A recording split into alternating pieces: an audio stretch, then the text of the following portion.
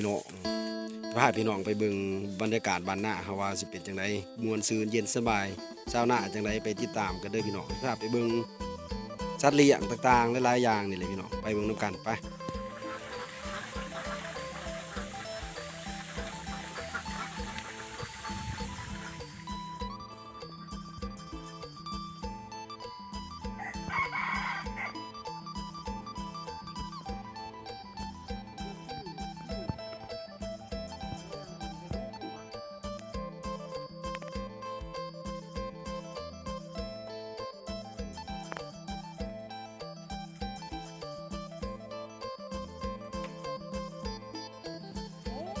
10 กว่าเลยได้สำเร็จเอ้ย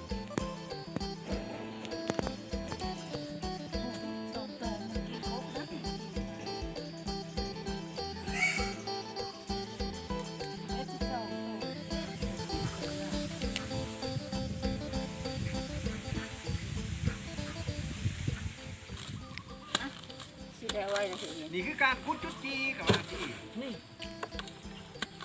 เหลือลง2มีต้องถ่ายลงหลาย ถ้าจะตัวนึงคัดทิ้งแล้วจักไป2ตัวเฮียงกันนั่นโอ้ยติดเนี่ยแล้วต้อง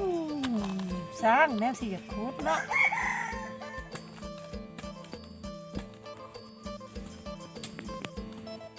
ตีดนั่นยัง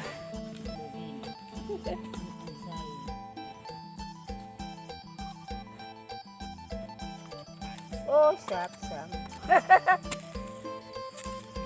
ดินนี่เนาะต้น